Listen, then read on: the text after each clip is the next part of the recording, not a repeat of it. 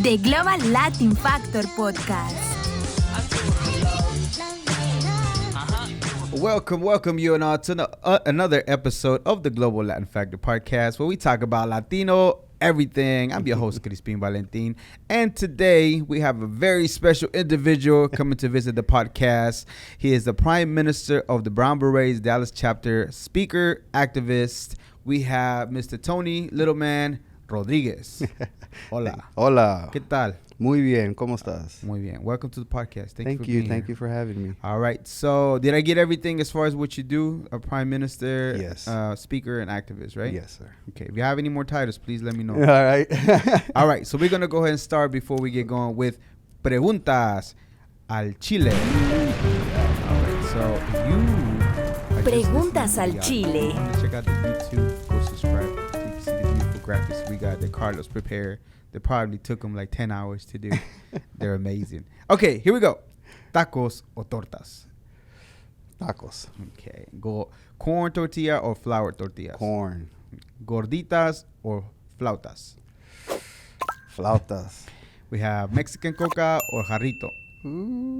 Jarrito. What flavor? Tamarindo. Tamarindo. Yeah. That's a good one. Agua de horchata, Jamaica or tamarindo? Oh, man, it's got to be horchata. Horchata. Yeah. Salsa verde, salsa roja? Roja. Okay. And menudo or pozole? Menudo. Churros or flan? Flan. Do you drink? You like to have a drink here, there? Yeah. Okay. Do you like beer? Yes. Okay. Corona, Dos Equis, or Carta Blanca? Dos X. Good choice. Yeah. Tequila or mezcal? Tequila. Nice. Salsas, the hot sauce, Valentina, Tapatio, Cholula? Y Valentina. Yeah. Okay. And the paletitas, the candy ones, the sandía, elote or mango? Elote. Yeah. Okay. And the conchitas, the brown ones, the pink ones, or the white ones? Oh, that's a hard one. The brown ones. Mm-hmm. And what about refried beans? Charro or refried? Which ones do you like? Refried. Okay. Original. All right. And just in general, we're going to talk more about the Brown Berets and everything. But to you, the term Latino, what does it mean? Is it in, like, as far as even the definition, the meaning? What does it come to mind whenever you hear Latino? I think someone Latino for me is, someone Spanish speaking, Latin America, including the islands and stuff, but mainly brown. So I guess colonized people. That's true.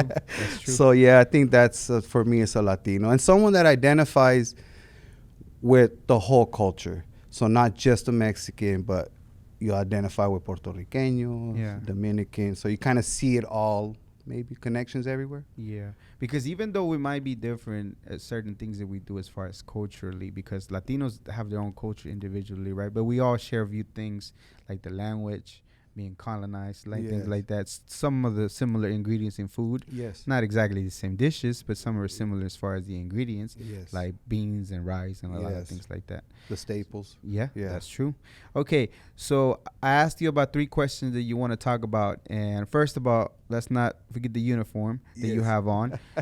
So you are a Brown Beret. Yes. So tell us a little bit about history of what the Brown Berets are and what they've done. Well, the Brown Berets, they've been around since the 60s. About 66, I think is when it started. And it was a student movement. So it was a student movement, really social justice, but the main focus for them was school. Right. So for me, it was back in the civil rights. So it was a lot of turmoil, so there was the Black Panthers and all that. And the Brown Berets is what rose out of the East LA and then Texas too, our barrios. So that was kind of our response at that time. I think what we've done is that's a big movement. The Chicano movement was a huge deal. Okay. It just hasn't been spoken of. And I think what we've done, man, it's not ever really counted on, that so many professors that we have now that weren't possible back in those days, and those, to put it in perspective, back in that when they started the Brown Berets, right, we had a 2% graduation rate. That's high school. That's high school graduation. So it was very extremely low. We performed the lowest of any minority group in this country. Yeah. So we had a lot of problems they were trying to, I think that's what brought them out. But at that time, it was a lot of social movements in general. You had the Cesar Chavez with the farm workers. Yep. You like I say, you had the Dolores Huerta. Obviously, yes. And, You had the Black Panthers. And then, you had the New Era Young Lords, which a lot of people, Those are the Puerto Ricans. Yes. So it was a lot of social awakening at that moment. Because, it was a lot of same conditions. So that brought them out. So I think the Brown Berets, I think that's what they came out of. It was a time. That time brought them, I guess. It was in that moment, it was they started off as students, as a student group, just demanding better schooling, more funding, more college courses. They weren't even offered that back then. Okay, so let's touch up on that a little bit, because in the 1960s, whether you want or not, you can look back and check in history. First of all, what will be your definition as far as a Chicano? What would be Chicano would be to you as a definition, or how would you define it? Or how would you describe a Chicano? To me, a Chicano is somebody that chose his own identity, I would say. That's where it came out of. A lot of we didn't have an identity back then. We weren't Mexican because we were raised here. We weren't American. So it was a choosing of an identity to be proud of. Right. That's the main thing I think that the Chicano term and the Chicano name was meant to do, was to instill pride in us. That, hey, we come from, a long lineage. Our people used to build temples, and, we were smart, and we've always been smart. We're capable of a lot more. So I think that's what it was, and it was used as a negative sometimes, and sometimes it still is, but it's always, the struggle back then is the same as now. It was just to instill pride in us because we didn't have any. Nobody gave that to us. We went to school, we got mistreated. You couldn't speak Spanish in school back then. Yeah, back in the 1960s, whether you wanted it or not, you would get in trouble. You would get spanking, like licks with a paddle if you got caught speaking Spanish. Yes, so I think that was like the response, I guess, of people that wanted respect and felt pride in being brown. That was brown and proud, Chicano, people marching and feeling proud, and, calling, neighborhoods that used to fight back then, getting together and seeing the similarities, and it was a beautiful time. It was statistically, as far as my understanding, it is known that any time the Brown Berets have a presence, that the gang violence or the gang activity does go down significantly. And I think that's something that is part of the positive things that happen, because I know there's online, you can look it up. There's both positive and negative for the Brown Berets as far as their history and when they began. And as far as I know, you're right, correct. It started from students. Then now, as older individuals, are doctors, professors, and they have good careers. Now, I want to touch up on that part as far as the identity part, because I'm Mexican. I was born in Mexico, so I got here in the 90s, and that term Chicano is the first time that I started getting used to or hearing the term from my parents, because my parents or people around me, because I knew.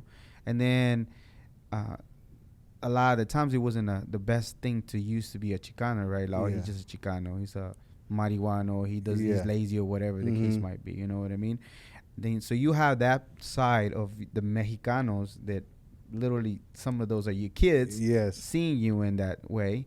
And then you have the Americans here in the States that they don't even want you for the same reason that you just look like your parents. You know what I mean?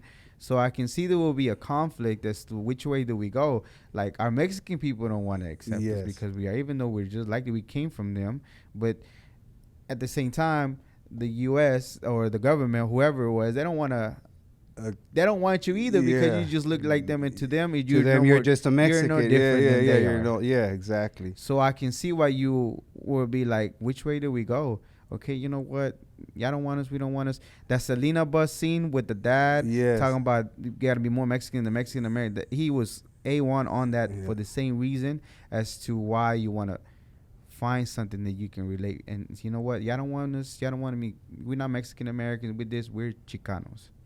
And I think it's a beautiful thing because I grew up with the perception it was again at that time. I grew up out of it, but I can see why y'all will be necessary to find some kind of identity that you can identify as you and be proud of, instead of because from both directions you're not being embraced or seen.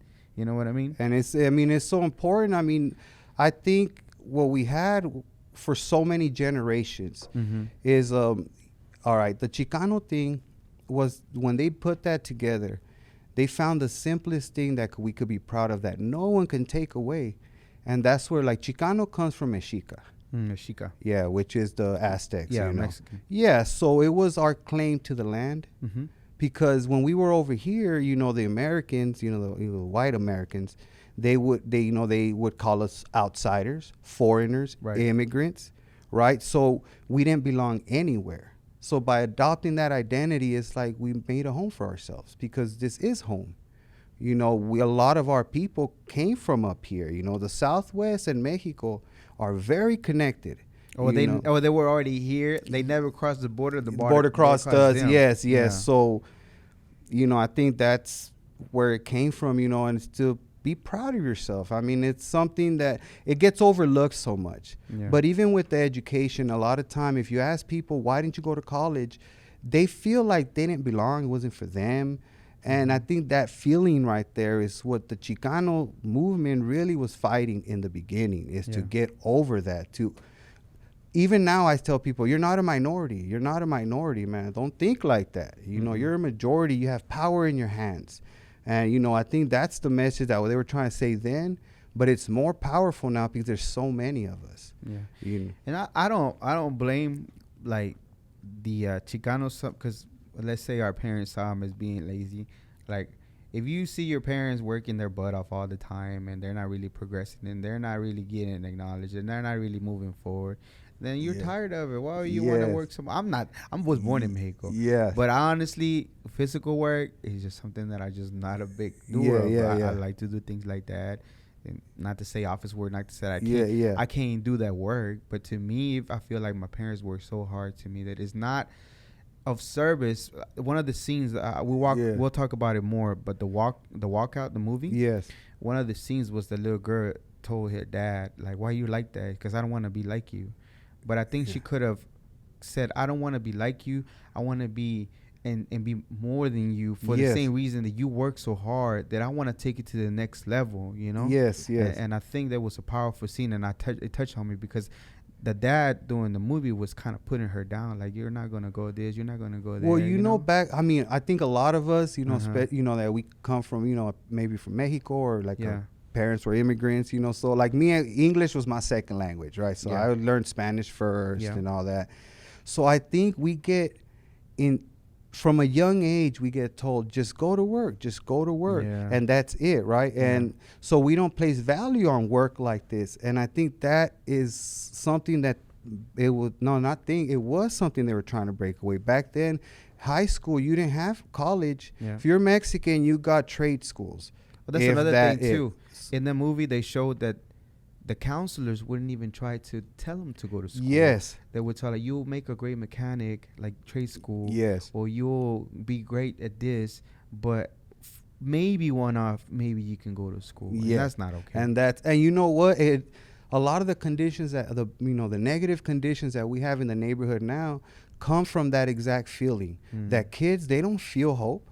I mean, you look around and all you see is, you don't see doctors, you don't see lawyers or anything like that. You just see maybe some drug dealers or, you know, gang members over here, you know, which they're just lost themselves, you know. So it's people that have given up hope. And a lot of our people are living in conditions that create that. You know, I was watching this video where this guy, you know, it was a documentary from back then. And he's like, he says, you know, this facility has 80% Mexican Americans. You know, he said, we're tired of living in these conditions. We rather die. And that is exactly what a lot of our people out there are suicidal, man. They're out there riding around. They don't care about their lives. Why? Yeah. Because they don't see a future. Yeah. And I think like that's a big message that needs to be put out there. It was important then, and it's important now still for us to have a future, for them to Right. tell you, hey, we have to honor the hard work of our parents. Right. But at the same time, generational growth needs to happen. Absolutely. We need to, the foundation they built for us, we need to build on top of it. So that's like something I do youth nights. And that's something I try to tell them, like, we're supposed to build on top of their foundation, not stick to the same foundation. Yeah. Are the parents present during this youth night? Yes, a lot of times. I think, based on my experience, right, and things that I dealt with for me, is that I needed to have encouragement more. It didn't stop me from doing the things that I am going to continue to do. But it feels so good, especially being younger, to hear that and be able to be pushed forward. And I think the parents need to hear that, because even though I go back in reference to that movie, because I just watched The Walkout, and it was freaking super emotional. If you never watched The Walkout from the 1968 walkouts in East LA, 1968 or 69, the walkouts from East LA for the schools, because they wanted to have change. They didn't have restrooms. The restrooms were locked. They couldn't use them. Mm-hmm. Again, they were not even encouraged to go to college. Yep. They were spanked or licked for speaking Spanish. Yes. So everything that you can think of that they were not able to do, and they got sick of it, and they decided to organize at the same time with the Brown Berets and walk out as protests, all the schools at the same time, to make a stand that we needed to. And they did it a few times. One of the times they did it, a lot of the kids, even though they didn't put it out in the news, they were beat up. Yes. High school kids were beat up by cops. They were beat with them, the batons. They beat the crap out of them. They arrested a lot of them, and a lot of them were put in the hospital. Yes. And that is a real event that happened. Yes. You can't take that away from the fact that it was. But I was really feeling the girl, her story, whoever, I don't remember the actual person. But the dad was so in his mind that he just going to work and this, and then he didn't want to push her anymore. Yes. Eventually started seeing a little bit different. But at the same time, I think that was very important, and we need to still work within the house to try to push them, because you're right. You work so much that you have to honor their work, but by projecting yourself even higher than what they were able to do for you. And I think sometimes these, like when we do the youth night, the parents there, I could see that they themselves are like, they don't realize sometimes we do things without realizing. Right. So they're giving advice that was given to them, and that was given to them. And that's the generational curse we're trying to break, is that I want these kids to know, man, like, and I do believe it, that they can be whatever they want. I know we're smart. Yep. And I believe we're really tough people because of the conditions, some of us, that had to go. Take you, for instance, or me, if I didn't get encouraged, but I still fought through. And I made it. I feel like lucky because I didn't make good choices in my life, but I'm here being able to talk, right? So I'm very lucky, blessed to be that way. I know a lot of people didn't. Tell me a little bit, touch up on that part. Like, what was your story as far as how you've been and how you got to be a Brown Beret? Where did that come from? Or what was some of the mistakes All right, you had well, to go through? that's a good one. For me, it was when I was in prison. And I started seeing so many of me around, so many of us there. And I just got curious. Right. So I wanted to know, well, what's a gang? I was in a gang. Where did it start? Why did they start? Do you mind me asking the reason why it put you in that situation that you ended up in jail or in prison? Oh, what, like the instance? Yeah. It was gang violence. It was gang violence. Yes. Okay. Yes. It was brown on brown gang violence. Okay. So very sad about that. Not the proudest moment, but right, we grow out of it, right? Yeah. So you can admit that that's what happened, and that's what put you in that position, right? I think that's what helps me talk about this, is that I seen the hate. I felt the hate that was put in me, that I felt towards other people that looked just like me. And I wanted to know why. And that all the research led to the Brown Berets and the Chicano movement and things like that. And when I talk to kids, man, I think of myself. I just say things that I wanted to hear, or I Right. wish I could have heard. Absolutely. Because, I do feel now it's like, I get to talk and, I read and I study and I know that I like it. And I wish I'd have applied that in a different way. So Where did the light bulb click as far as whenever you were processing the stuff and realizing that you wanted to hate them, but they were just like you, and then you just like, I can't do this no more. It's not me. you know what? When I started, it wasn't that. It's when I seen a bigger enemy, to be honest. That's when I felt like angry, felt set up. Because when you start studying and you start seeing the numbers, Mm-hmm. and then you realize it's not a coincidence Mm-hmm. that so many of us go to prison. I had to ask myself a very honest question. Right. Are my people just violent, incapable of growth? Mm-hmm. Because that's what they told me. Right. That's what they would how we were looked at and what we were told since we were kids. And, that I either had to accept that or there was something else going on. Right. And with studying and research and knowing your history, you notice that it's something else going on. We have instances. I tell people I don't make nothing up. It's history. I just tell you the history and you make your conclusions. Mm-hmm. And you'll see the pattern of abuse that we've had over the years that has, destroyed our potential as people. And that's really what this, a Brown Beret is really what he's about. It's about his whole people. And he's talking about the whole community. Like, we want big numbers, right? Like, we don't want the Latino doctor, Chicano doctor, to be a story that needs to be told because it's so common. Until we reach that point, we haven't made it. Because the reason we celebrate people that are successful in our community, because we understand how hard it is. And kids shouldn't have to struggle so much to get ahead. Right. So I think that's what we're trying to even up the playing field to where we have the same opportunities that they do. And that includes positive feedback, telling them, hey, man, you can do it. Like, my main thing is telling them, I want them to know that they're powerful. Right. The power is in your hands, it's your choices that you're making, and it's very, you get told all the time, hey, if you do this negative thing will happen. I flip that on them, be like, hey, it's the same thing as telling you, they're just telling you have the power in your hand. So don't do that, do this, because something good will happen.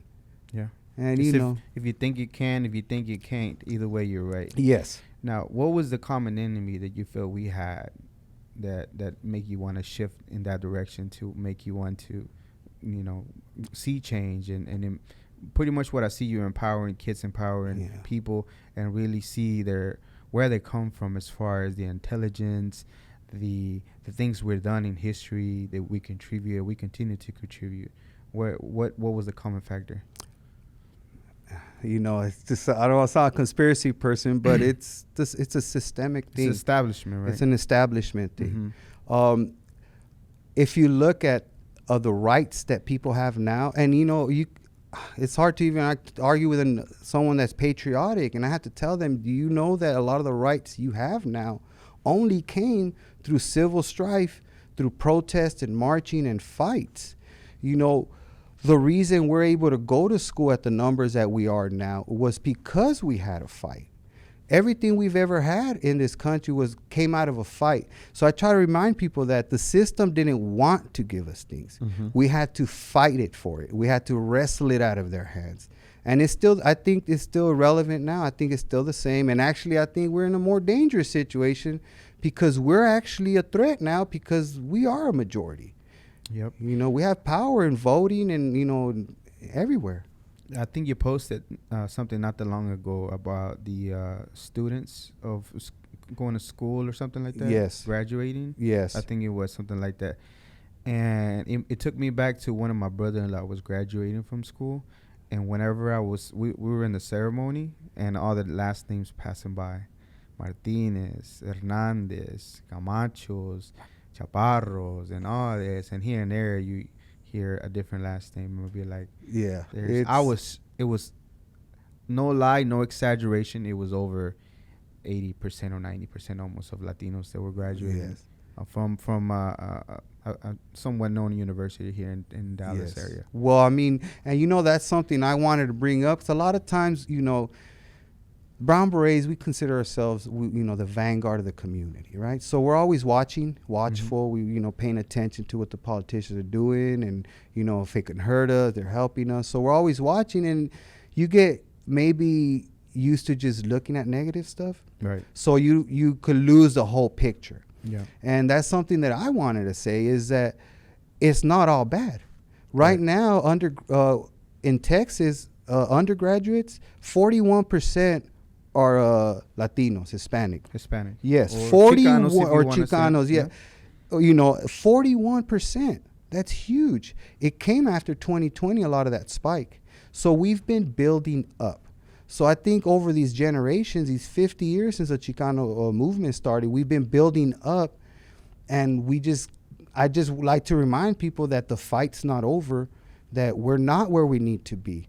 We're better, but we're not there. Yeah. And I think some people want to think that they're there and celebrate when it's not time yet. I think we still have a lot to watch for and be careful and, improve in our communities.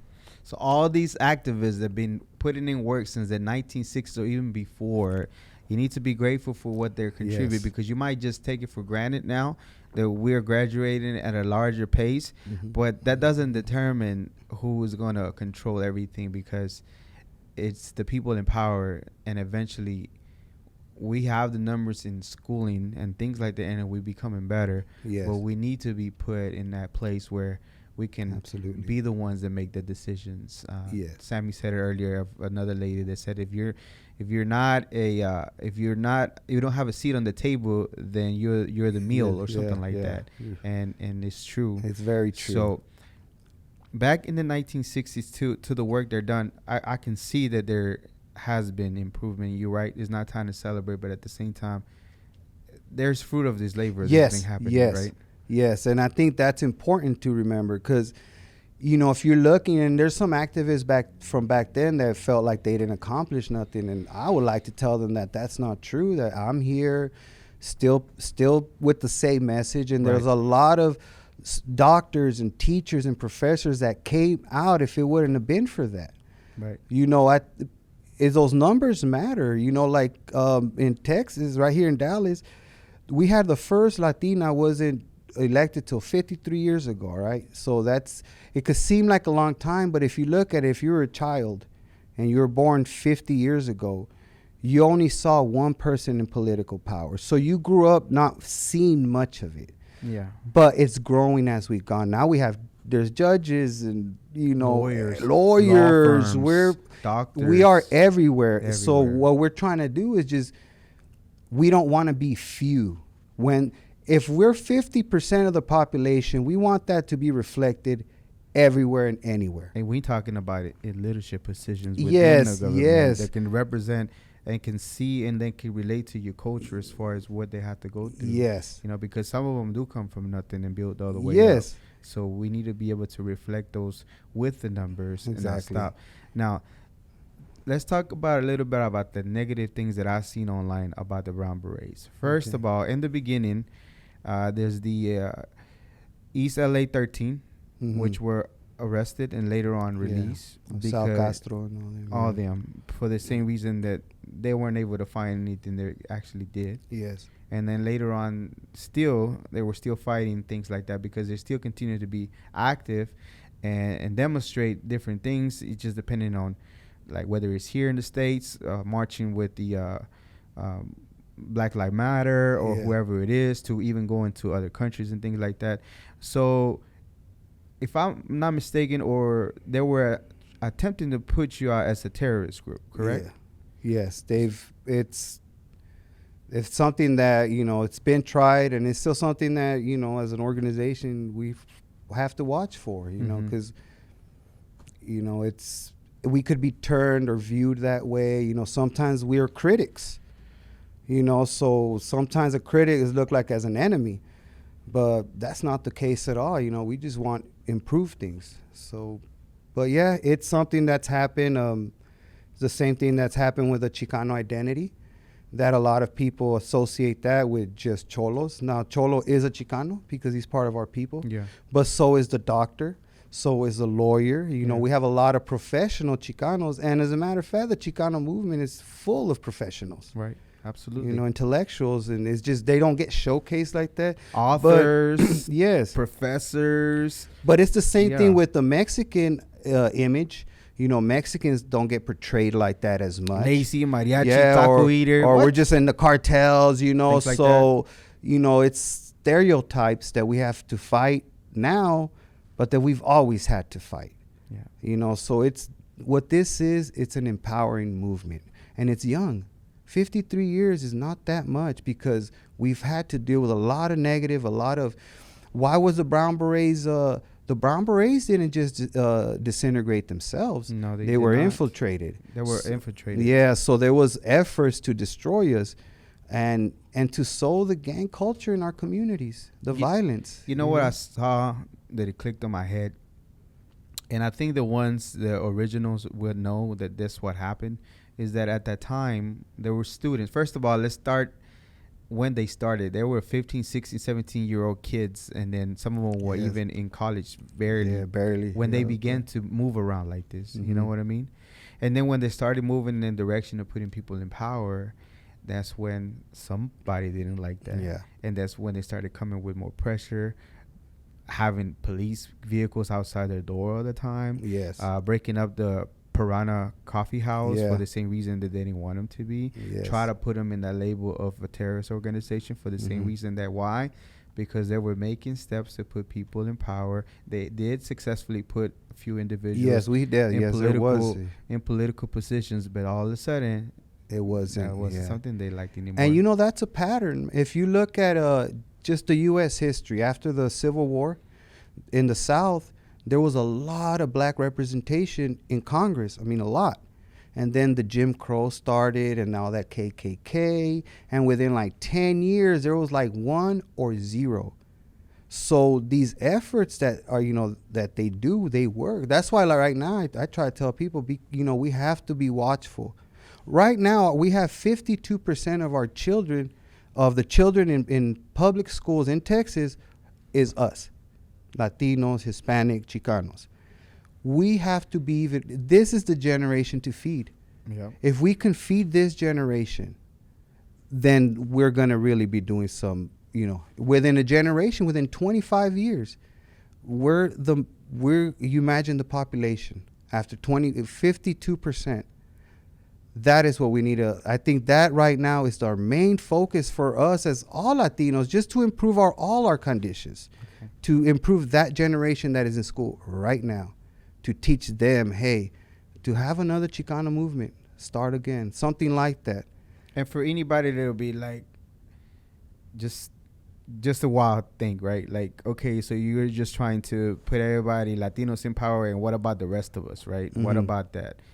It's not necessarily that, right? It's just one equality among opportunity to grow more, and I of think all the things that everybody has, right? Yes, absolutely. You know, back then it was a Mexican American thing because we were a bigger, you know, the minority of brown people. That's what was here.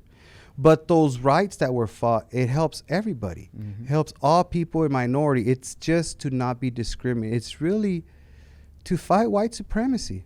And that affects us all. I mean, in the history of this country, and I'm not making this up, it's been bad against Chinese, Japanese, black, us. Yeah, they put them in concentration camps. Yeah, the Native Americans, you know, that's something we don't talk about. Oh, they destroyed. They're gone. We have 4%. We have 4%, I think, people that are you know, in Dallas or something like that. Very low number when it was their land. So it was horrible what happened. Yeah. So it's a pattern that's been repeated. I honestly believe that if I can't have, you know, wish peace on you, then I can't have peace either. So this is what this is about. It's the equality thing, you know, for all of us. So yeah, you know, we're just, I think you know, like we support, you know, we march with BLM because, you know, the crossroads, the similarities, you know, the poverty, the gangs, the drugs. And then the Black Panthers way back in the days, if I'm not mistaken, there's a bit of an inspiration as far as taking the look as far as the beret, as far as what the Black Panthers looked and how they were moving and how they were moving. And actually the Brown Berets march, they were invited by Martin Luther King to go march or be part of the movement as well. So also bringing awareness to the brothers that that's also part of the things that we have similar patterns. Yes, and I think that's good to remember. You know, they'll divide us, and that's really a very true thing that happens, that they'll divide people against people. Right. Like for me, I try not to do the left or the right. You know, I don't try to get into that. I just want to empower people, just to let them know, hey, you have power, and then to teach them history. Right. And I think that'll just open eyes. You know, I think this telling people the truth. You know, a lot of people just don't know this stuff. They don't know the numbers. They don't know the history. It doesn't get taught in school. So you wouldn't know that stuff. You know, you wouldn't know that so many people had to fight for you to just be able to go to school the way you can. Yeah. You know, for them to make openings for, you know, more Mexican or black, to make it inviting. You know, for them to have professors and teachers there that look like them, all that, you know, it all matters. Yeah. John Leguizamo has History for Morons or something like that. Yeah, I see that special. Yeah. And he touches up on certain things that you will never find on history books ever. But those are real numbers from Vietnam. That's another part of the thing that the Brown Berets were fighting against is statistically the numbers were coming back from Vietnam, and a lot of Chicanos, or Mexican Americans, or they were becoming more of the ones that were dying over there. Yes. And it wasn't just the Brown Berets. It was different movements that were protesting against the war because it didn't make any sense for us to be. Well, in what was called the Chicano moratorium. Yeah, so that was against the Vietnam War, and it's actually one of the biggest protests of minority group back then. And the numbers that it was 22% of us dying over there, when we only represented 5% of the population. Of the population. But our casualty rate was 22% in that war. So we were getting killed, exterminated. Yeah. So people don't know that, you know. There's bigger pictures, I guess. Sometimes we don't think about it. We might not put it together. Yeah.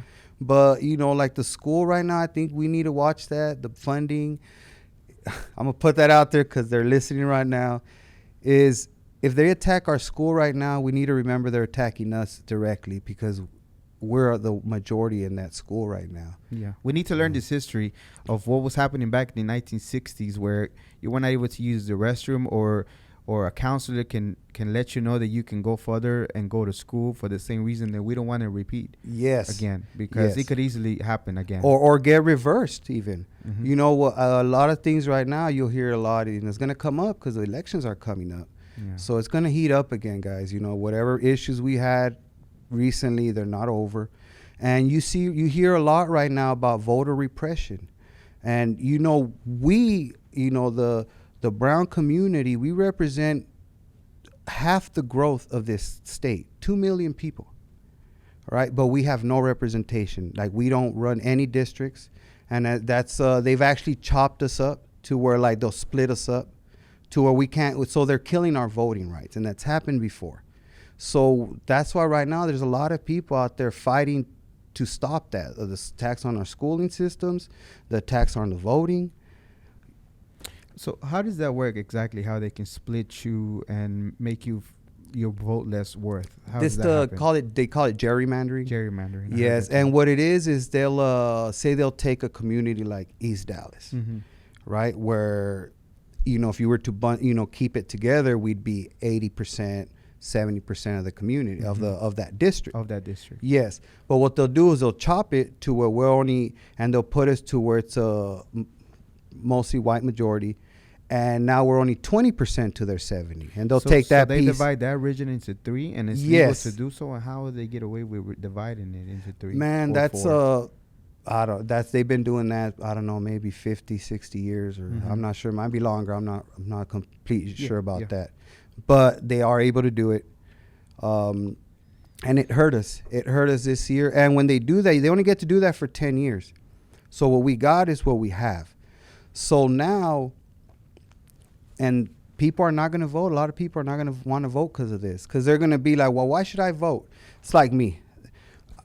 I knew that where I went to vote, Trump was going to win anyways, right? But I just went because I wanted to show that, hey, there's still some of us here that, we're not supporting that. But I knew that wasn't going to count. So it's in a way your vote doesn't count. It's a silencing of your voice. But there was a lot of demonstrations, 2022 and all that. So we have power in our hands. Even if they try to silence our vote, we do have power. Okay. So let's touch back on it. So the Brown Berets are not a terrorist organization. You're not a gang. No. How would you define it now presently, as far as what y'all represent and what y'all do nowadays? Is it because I heard militant too? Yes. Organization. I heard different things like that. So how would you define it now, or what is it like? If you was to put a definition present day for the Brown Berets, what would it be? I think we're more of a social action group, but we're tough too. So in our minds, if we feel like we need to defend our neighborhoods, and Brown Berets have taken an oath to do that. But we work on change in other ways. We try to do the talk youth programs, feeding, try to go feed the homeless, and we try to work in other ways. But we're a social change group, I guess, is something that we could be called. Can you have like a youth, like an oath of honor, or like a code of conduct, or a mission statement that you go by? Yes, we have all that. What, did you say it okay if you share with me or no? Probably not. But it's just you taking an oath to defend your neighborhood, and right now the Brown Berets and the Chicanos, the indigenous identity is something that we're trying to reclaim, and we're trying to teach others to reclaim it. Our history that was robbed and stolen from us, or the languages and the art, the stories and stuff like that. So it only makes sense that Mexicanos, Chicanos, Latinos all have some type of indigenous blood, right? Yes. You can do a DNA testing. You can find something in there. Yes. Because it only makes sense. You don't really have to be too educated and really logically think of the regions of it, like, oh yeah, it only makes sense. Yeah, we might have some Spaniard blood and different things, because they came and conquered, and the conquistadores. Yes. But you still find that blood that was here originally still running through our veins. And that's something like I try to remind people. Yeah. Because, you're not an outsider on this land or any land on this continent. We belong here. Our bloods belong here for a long time.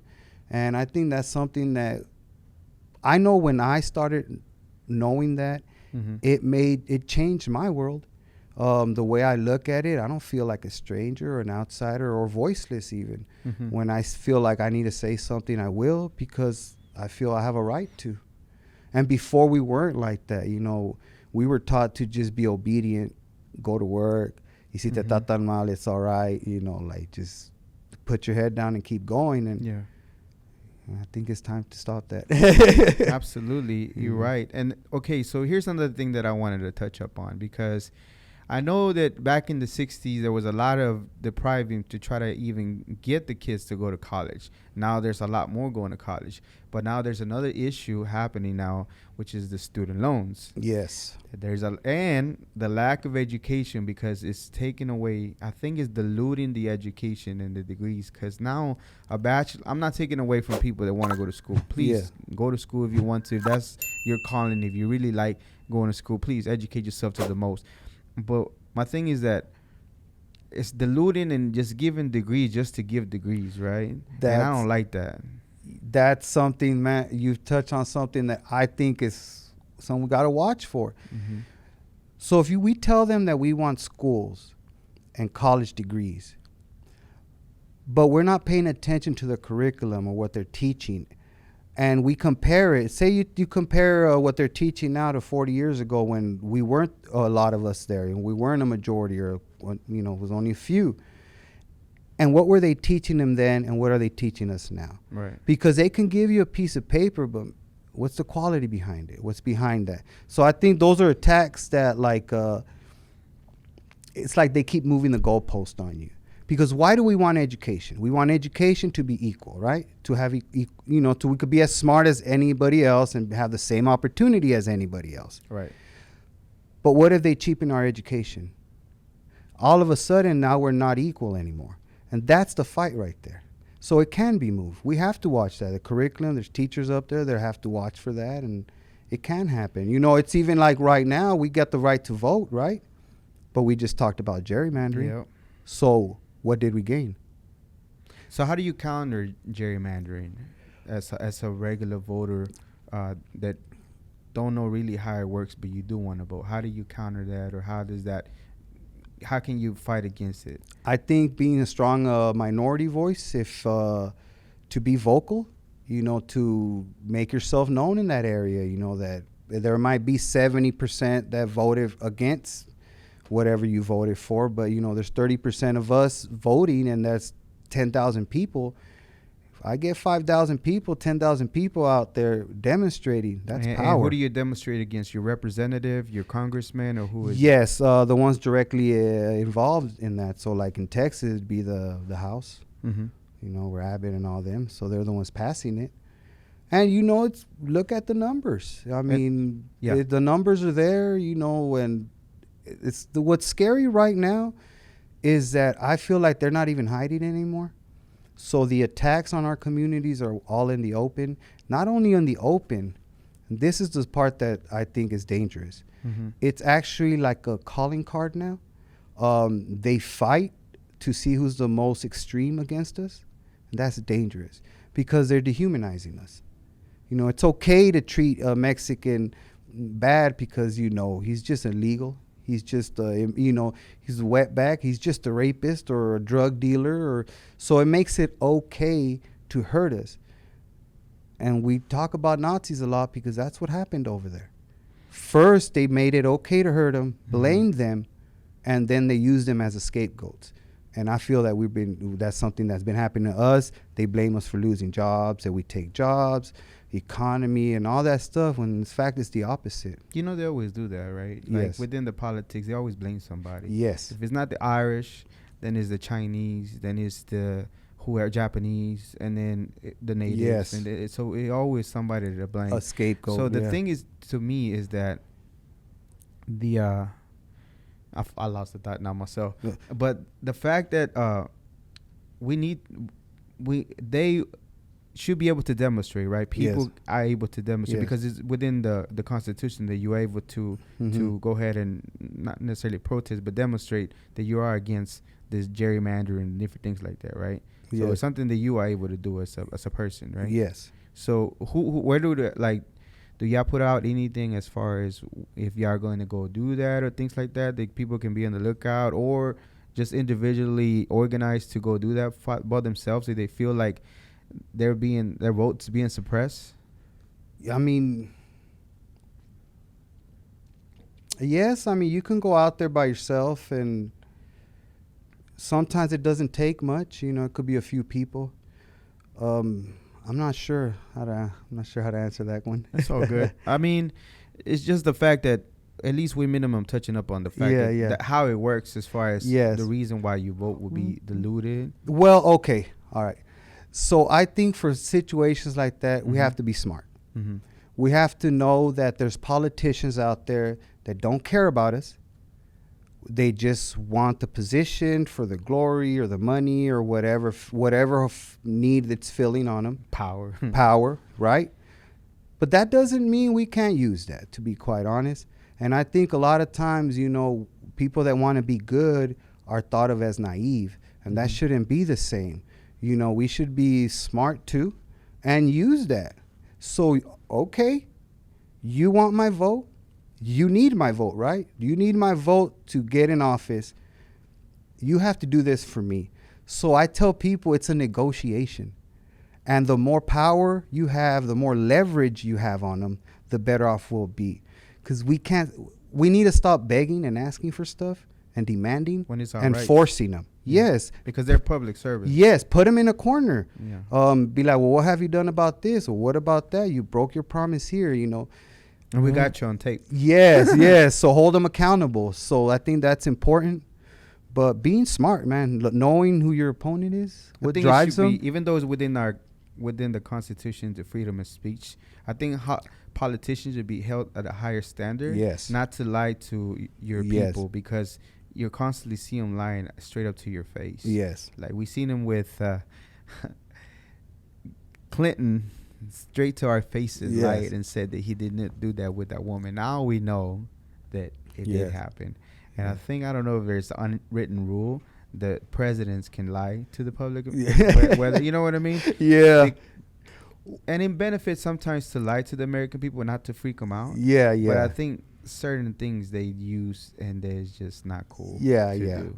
I mean, I think you got to go back to what their intentions are too. You know, what Yeah. are they trying to? I always, you know, when I read a newspaper or anything I read, I like to find out who wrote it first, because I need to know why they wrote it. You know, if Right. it's a right thinking guy and he's writing about Mexicans, well, maybe he's got other motives to what he's writing. So a lot of times it's not what they're saying exactly, is when and how they're saying it, Or and for who's what telling purpose. them. Yes, and for Because- what purpose. And I think Yeah. like politicians is like you said, they need to be held at a higher level because people listen to them. And what are they trying to do with it? You know, like now, a lot of stuff they say is just to incite, shock people. Unfortunately, that gets the attention. It does. You know, you see it on your social, you know, Yeah. you could post some good stuff, you're going to get a like or two. But don't get me You wrong. know? This social media, this algorithm, this Yeah. AI that's embedded within Yeah. the social medias, it's It- part of the cause of dividing people, right? Because, for example, my feed might not be the same feed as yours, Well, you know? I've noticed that. No, it does it. Yeah. It's 100%, I guarantee you. Yes. There's a called The Social Dilemma on one of the, I think it's HBO Max, where it talks about that. Yeah. The original founders of Twitter, Facebook, they talk about that part, to where they created an AI that has been working and just getting smarter. Yes. To where I'm seeing certain things about, let's say, the last dude that was in the White House, and because I like his stuff, right? And that's Yeah. all I see. But Yeah. you don't ever get to see that Yes. stuff about him. You see the opposite Yeah. stuff. And that is literally what's happening, and we don't understand. Well, that it's that's happening. and I've noticed that with my, you know, when I get on my feed, I'm like, notice it's the same group, and we become an echo chamber in a way. So you're Yeah. kind of just bouncing the same thing back and forth, and we're not growing. Yeah. So for me, I pay attention because for me, I'm on the streets. I walk the streets. I work with the kids. You know, I'm out there, and if I don't see it with my eyes, then it doesn't really exist. So it could lie to you. I guess that's the main thing. Yeah. It fills a hole in you that makes you feel like you're helping out, but you're not helping out. Goes back to the voting, but it's not voting. Yeah. Going back to the school, but it's not school because the quality of it.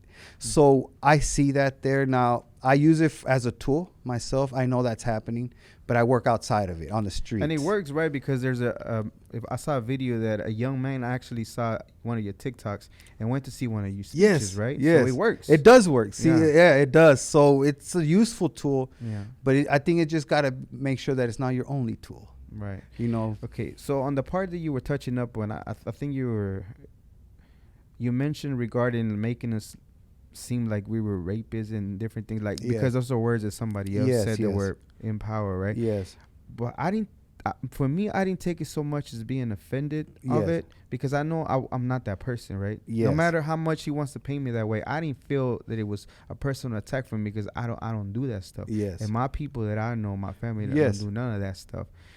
But it does reflect a little bit on us, like Latinos, Chicanos, because a lot of the times, whether we want it or not, we're kind of sort of feel offended because it does touch up on us. Not that we're rapists or anything, but a lot of the times we do tend to discriminate on women. Chicanos, Yeah. Mexicans against Chicanos, or Yeah. different things like that. You know Yes. what I mean? So I see what you're saying as far as like they making us seem less than a human, right? Yeah. Like if he's a criminal, then he deserves less okay. than a person. Yes, But at the same time, we have to police our own selves and our own thoughts that we're not like that. yes, No matter how much he cries out that that's who we are, we know deep inside we're not that. yes. And I think know? that's why it's important to go out to the communities and talk to to tell the kids and that, hey man, you're a smart kid, and to tell them these positive things, because you're right, we have to tell it to ourselves because we have to believe it. Yeah. But I think that's something that. But when they say that, I think they're feeding their base. Yeah, So absolutely. they're saying it because they know they're going to get a reaction from, whoever, and we have a lot of white militias right now. Yeah. They're openly racist. KKKs around this area still. We're in Dallas.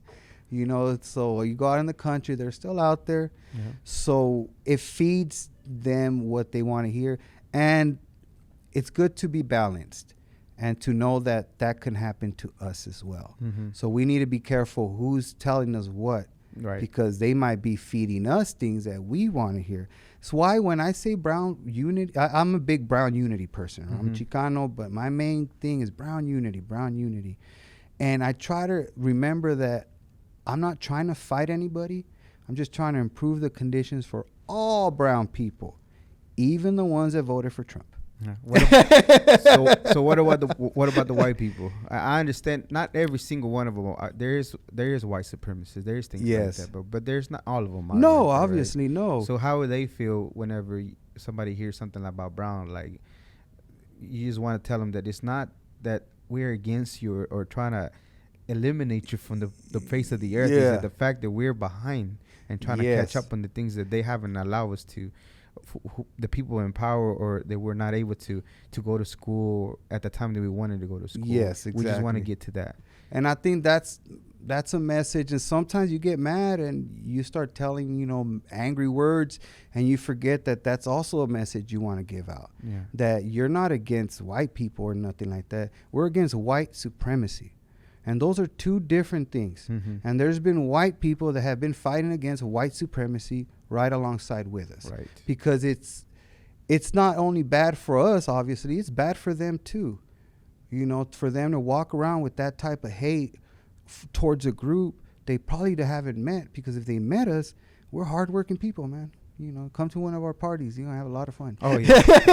You'll enjoy it. You'll enjoy it, yep. Or any party, baptism. Yeah, don't matter what 2 it years, is. Yeah, we're a group together. You'll leave very happy. Yep. Okay, so touching back on that, the degree part, right? So they're diluting it. It's not the education. There's a whole lot more student loans and there's more debt, but eventually it's going to get paid. But the other thing that I saw is that entrepreneurs, Yes. Mexican entrepreneurs, I don't know if you're pushing that a lot, Yeah. but I think it's necessary for us not to work for the man or Yes. for anybody except for having your own thing Yes. that you own for yourself. Yes. Again, I'm not too much of the physical working part, but I Yeah. understand the pride of it, and Yes.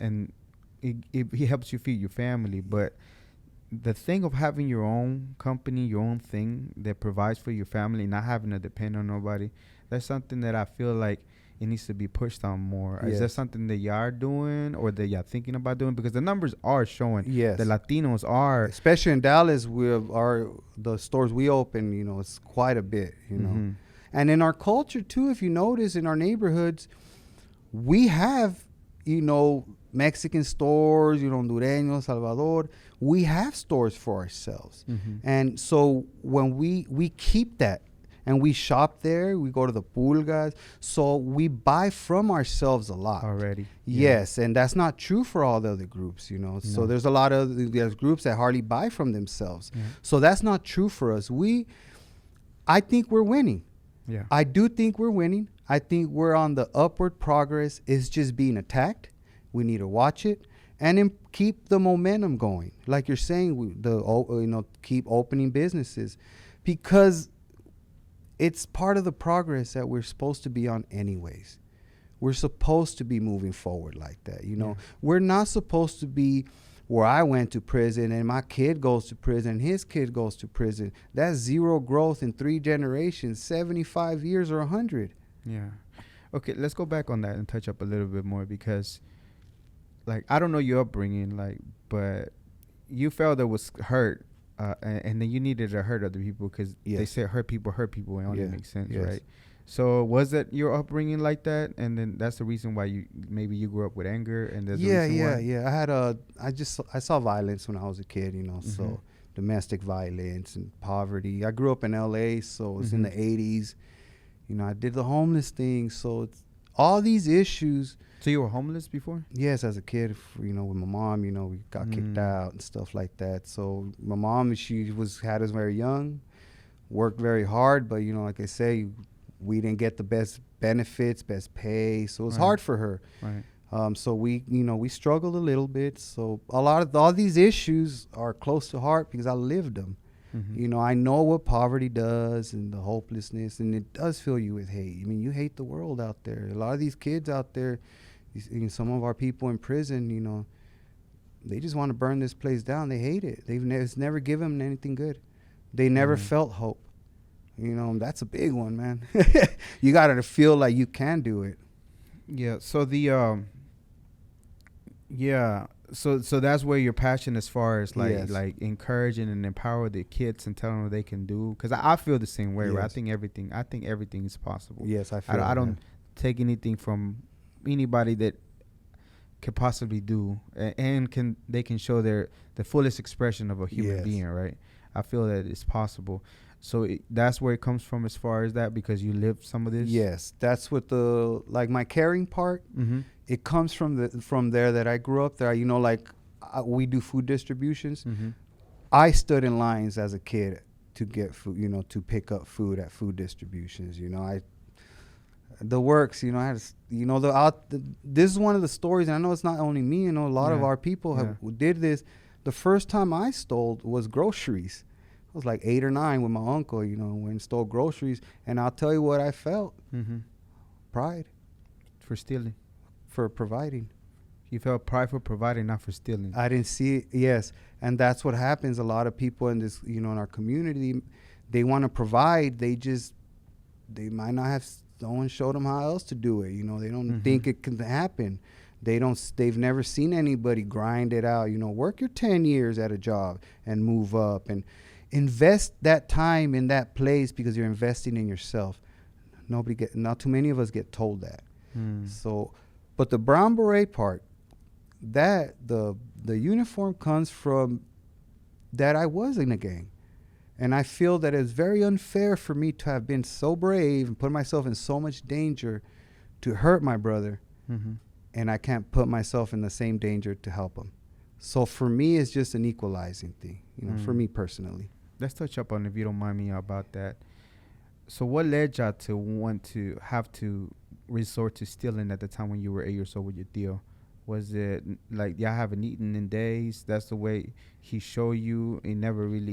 He wasn't the type to go work, but y'all needed to eat, right? What happened? Do you remember? I think maybe don't remember too. I was young. Mm-hmm. Yeah. But I didn't see him in particular work too much, but all my uncles did. Uh-huh. So I have very good example of hardworking people. Yeah. But at that moment, we just didn't have food. We'd go.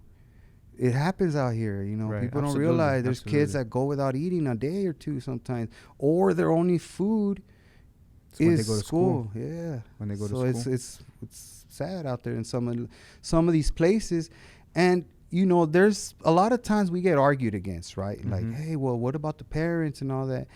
Nobody's trying to excuse parents for being bad parents. What we're trying to do is understand human nature. Right. If that parent never got raised right and he got stuck in a cycle, that parent might be doing the best he or she can. They just don't know any better. Yeah. So that's what education and awareness programs and all that stuff that needs to be happening, that the government they don't put much money into that stuff. It's usually grassroots and donations doing it. Yeah, because people want to get a unicorn out of like shit. Yes. You know what I mean? Yes. So you got to understand that there's people going through some stuff. Like, you can't expect somebody that's gone through the worst thing ever. All they know is abuse. Yes. And they think that abusing their kids is love. Yes. Because that's the way they were shown. And then they pass it on to the next, and then the parent, you know what I mean? Or to be tough on you. No llores.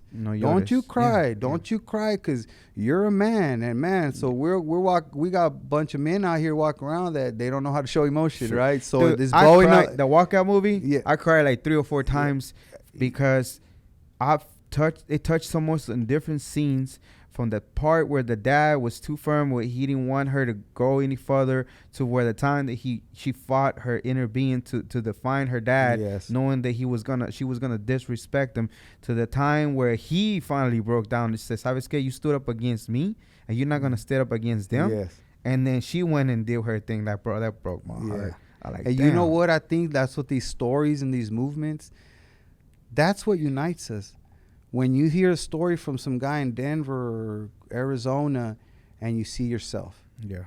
And that's really what this is about, is to show people, hey, man, that kid over there, let's care about him. I know we made it out the hood, and we're okay, but the conditions we had to survive are still there. Yeah. So let's care about that kid.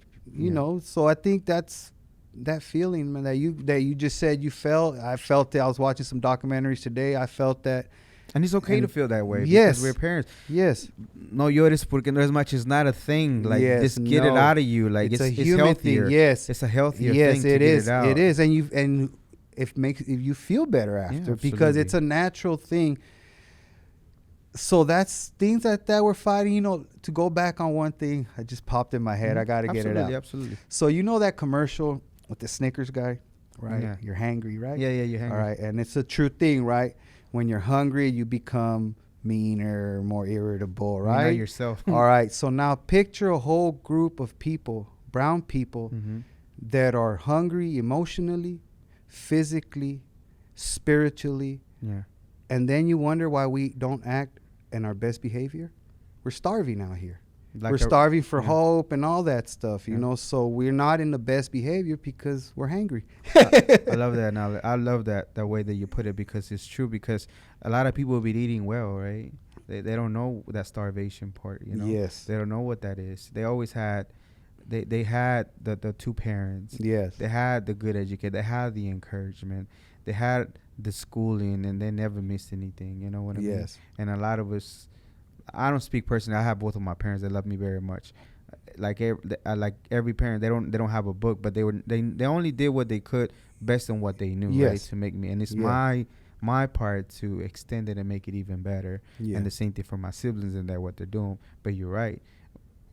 When you haven't had this, when you haven't had a drink of water or something to eat, all you think about is satisfying those before you're able to further. So when we have, like, I think in certain places that's what they use as a tactic, right? They keep people hungry, so they can further expand themselves. So we've been here, but it's time. It's time to move on. So what are the Brown Berets doing as far as to touching up not only on the youth, but to touch back on their parents? Because I know by default the kids are going to be they're going to get in better knowledge. They're going to be encouraged to be better people and be better humans. But is there anything programs to try to touch up the parents? Because I know they're hurting too. You know? Well, actually, yes. I mean, and we need to help them because they're the power in the house. You know, if we can help them, then the kids will be better. Right.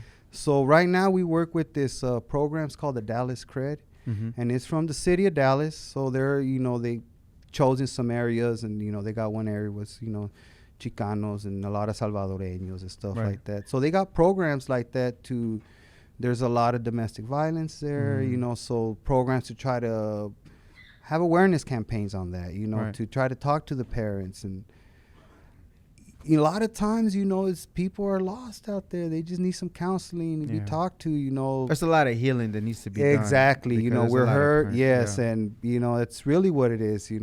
What brought me to this microphone right now was healing. I'll try to tell people that all the time. I'm not the good example, guys. I'm the bad example that survived it. But, I cannot give you good examples because I did it just because I didn't do it. And that's what I bring to the table. But we have professionals, so it's an organization, different people, different backgrounds and stuff. But we've lived in the same neighborhoods, different choices maybe, so I think sometimes that's what divides us, or that people choose to highlight to divide us.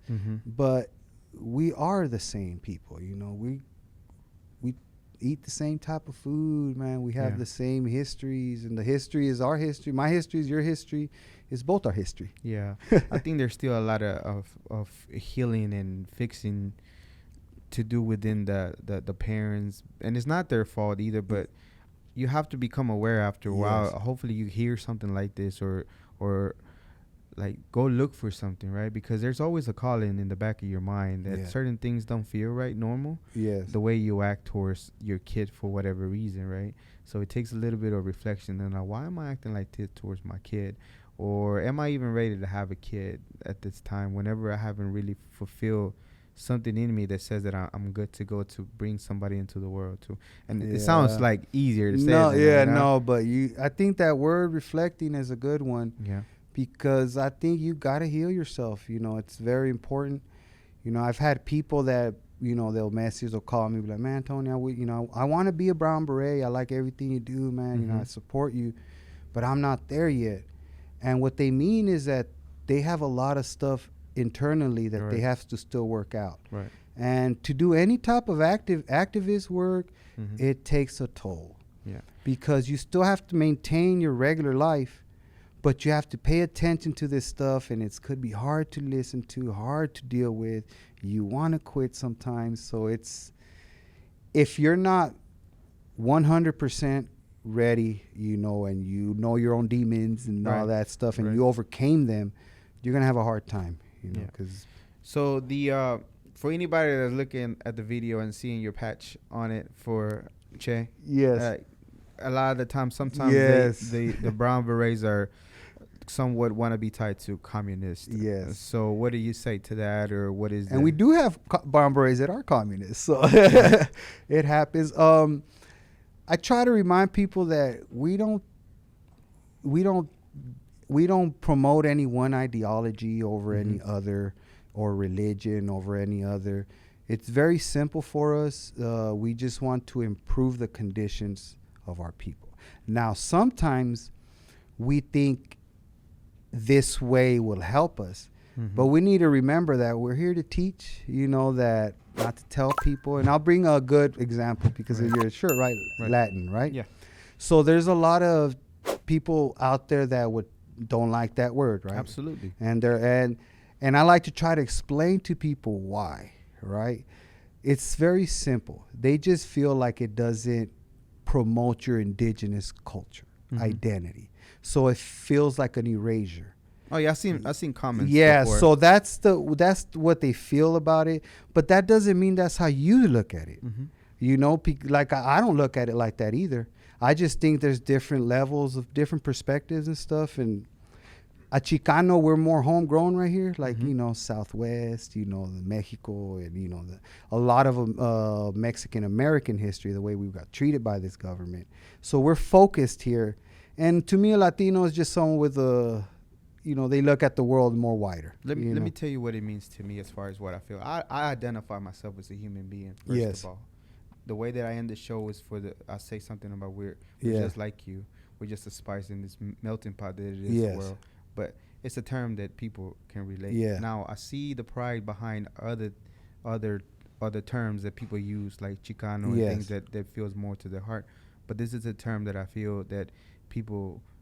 more the people in the global scale can relate to. Absolutely. Or can know what it is, right? Absolutely. But I always trying to make it to where we're just like you. Like, this is what we're done. Yeah. We contribute corn. Yeah. We contribute tomatoes, potatoes. We probably saved Europe from famine many years ago. Yes. You know, things like that. Yeah. This is the factor that we have contributed, not to mention the music, not to mention lawyers and different things like that we are impacting. So this is the global Latin factor that we have contributed, which includes Chicanos. Yes. Which includes Chicanx, Latinx, and all that.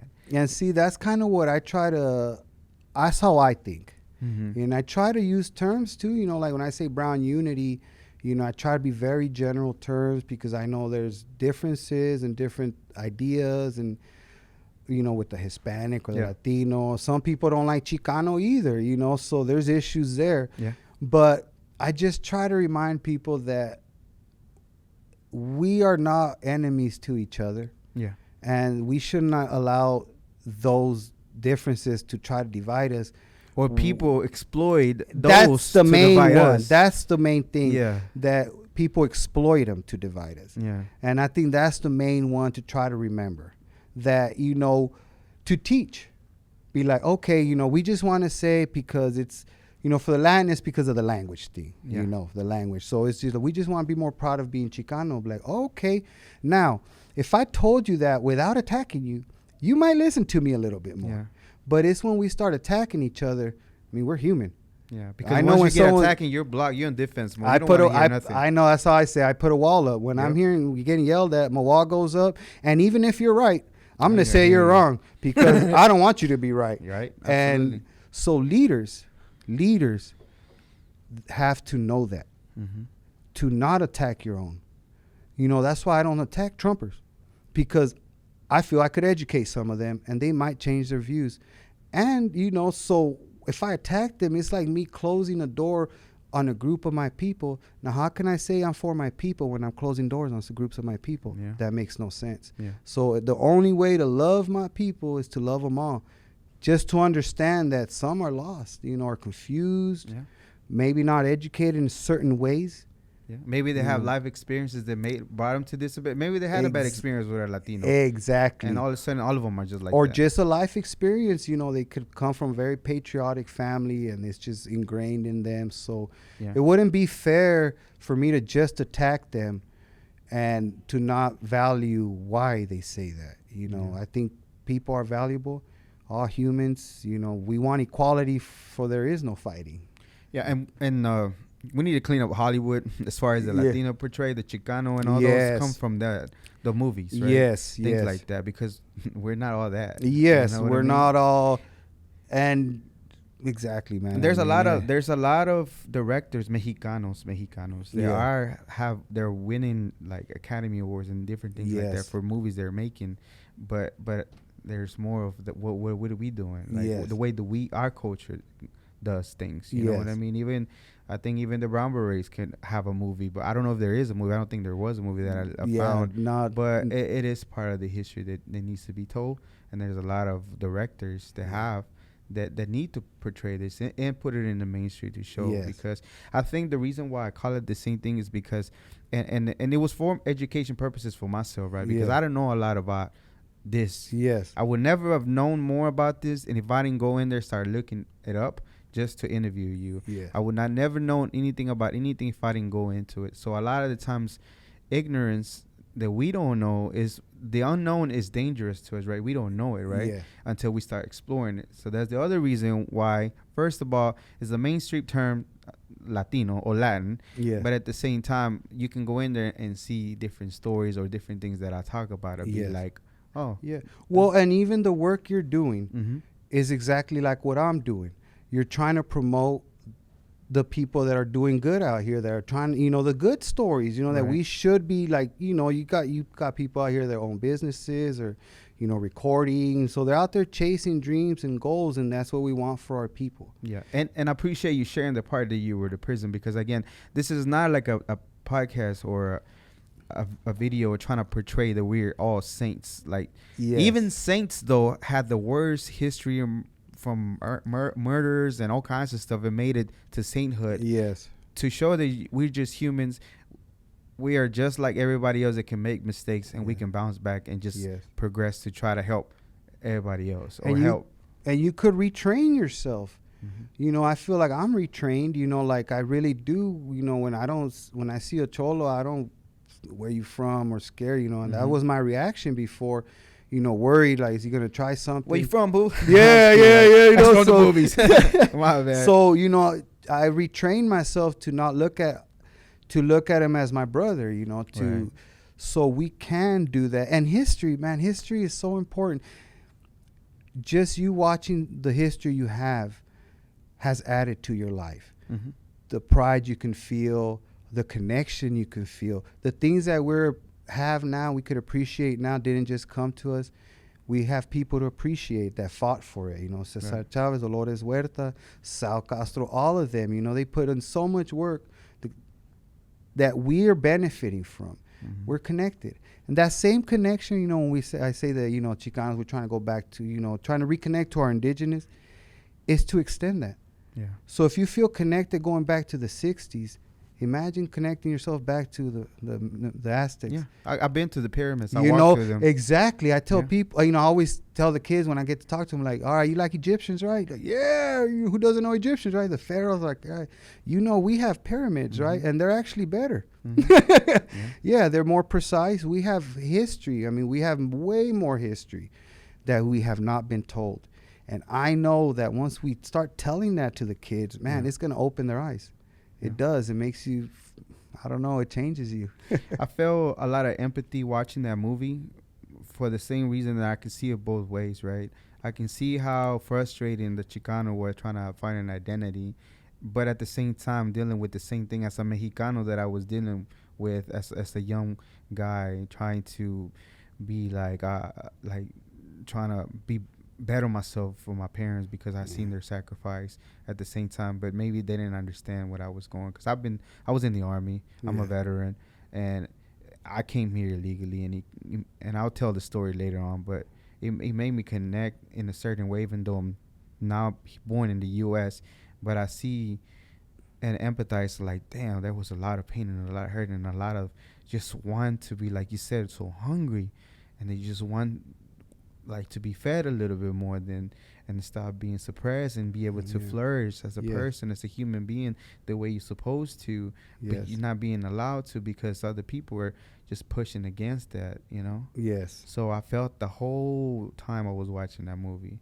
I was just feeling a certain way for the same reason. And then you're right, we go back many years ago as far as like you eat a corn tortilla right now and you go back and touch the first 10,000 years or more that your ancestors made that, and it's still now to this day here. Yes. Maybe different ingredients, maybe not as nutritional, but it's the same thing, right? Yes. Where anytime you eat a tortilla, you know you're connecting with your ancestors from 10,000 years more when they created that. And you know what? Like you said earlier, you know, the gifts we gave to the world, to Europe, you know, all this, you know, we gave a lot. Tomatoes, pizza would not be real without tomatoes, whether you want it or not. Yeah. You know what I mean? It came from the Americas. Yeah. So, and you know what? That doesn't get looked at like that. It looks more Italian than anything. But it started over here. Yep. So it's little stuff like that is not little, because all those little pieces taken away from our picture, what are we left with?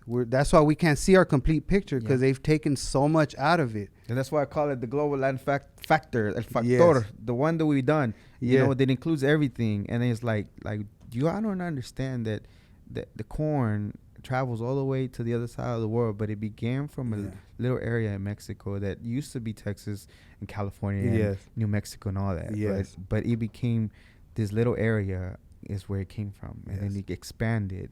Tomatoes and all the other stuff, chiles, peppers, all the way to Asia and all the other stuff, but it came from here, from these little areas. You know what? One thing I like to take away all the time is that no matter what happened to us, right? You know, good, bad, mostly bad, we survived. Yeah.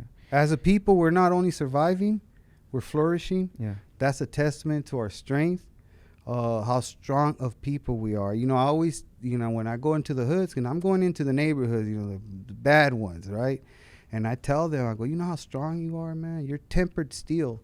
You've been tested. You've been put in that fire, man. You're still here right now. You're making it. You're a soldier. There's a reason why the Mexicanos, Latinos are the best boxers. And within that movie, they say, why do you think that a lot of the fighters don't want to fight Latinos? Because we don't know when to quit. Yeah, we keep going. We don't know where to quit. We're going to keep going. You know, I go to work and I tell them, man, you better tell me. Yo soy como burro. I just keep going until I'm done. Yeah, like. Okay, so we're going to end it here shortly because we're almost running out of time. But real quickly, what is for the future for the Brown Berets? I think you touched up a little bit, but what more is it that the Brown Berets are working for the future as far as, you know, their vision or ideas that they want to implement or things like that? Right now, what we're trying to do is to bring more of the culture into the city. So Mexica dancers. So we're trying to promote a lot more indigenous and just our history in general. So that's one thing we're doing, and we're also trying to see if we get a park named La Raza Park or something like that, or after one of our leaders. So that's two of the things that we're trying to do right now. And in Dallas, we're trying to help with the violence, to try to bring Yeah. some of that down and the shootings and all that. So Yeah, it doesn't help when they make easy the law. I'm all for the Second Amendment, right? But I'm all Yeah. for the Second Amendment for you to educate yourself on how to properly use a weapon. Yes. Being from the military, yes, like you have to be able to know how to take a course, a long extended course, Yeah. how to properly use a gun, so you can now know the responsibilities for And owning a gun. Yeah, I'm the not against mental that. responsibilities. That The way too. you got to think. You can't think of people as your enemies and walk around with a gun. That's an irresponsible person holding one. That and the fact that if you don't really process the thought that if you have a gun, there's a possibility if you're going to shoot somebody, and then the things that you're going to have to put yourself through knowing that you took somebody's life. I don't know what it's like, and I don't want to know. Yes, that's a You know big what I one mean? though. We have to live with these consequences, and the choices we make out there, it's stuff we have to pay for later. Yeah. Yeah. And okay, so they're going to work on that. What else are they going to work on as far as right now? That's pretty much. And this is just Dallas area, or just you're just speaking for This this is for the area? Dallas Mhm. area, but on a national thing, we're really watching this white nationalism. Mhm. The white nationalism, it is on the rise. The white militias are out there, so I know that we're all keeping a close eye on that, and just to make sure that we're safe and Awesome. that they don't attack our communities. Okay. So any last minute shout outs you have? No, just everybody listening, thank you. I hope everybody gets something out of it. And thank you for having me here and spreading the message. Chicano power. Brown is beautiful. We're strong, powerful people, and we need to tell that to ourselves and anybody that wants to listen. Absolutely. So why Little Man? My bad. I didn't mean to ask Oh, earlier. no, that's all right. I've kept that name. I got it when I was 12. Mhm. It was my gang name. Mhm. And it keeps me humble, and Mhm. it's a way for me to remember where I came from, my experiences, and to bring it to the table, to everything that I saw there, that I felt, and what I learned, to bring it to these kids so they don't have to go there, Okay. All right, Tony. So you have an amazing story, right? From being homeless to being a gang member to, committing crimes against your own people, to realizing that just wasn't the way, and then being in prison, and then coming out and seeing it different. Like, it's an amazing story, Thank right? you. So we are connected globally still. So to me, Yes. if you don't mind me, Tony, you are a global Latin factor. Thank you. You have an amazing story. And it's an honor to be one. So one last question before I let you go. If somebody was to Google you or search you in some kind of search engine years from now, what do you want them to expect you to find from you or from the Brown Berets or together? I want them to find a contribution that the Brown Berets did at this time for our community, so that the future generations could stand on that the way I stand on the sacrifices of those Brown Berets in the 60s and 70s. They were brave kids, man. And we owe them so much. And I like to be brave like that for our future. Awesome. Well, I appreciate it. Thank you very much for being thank you. here. This was another episode of the Global Latin Factor podcast. Remember, we are just like you. We are the spice in this melting pot that it is the world. Until next time.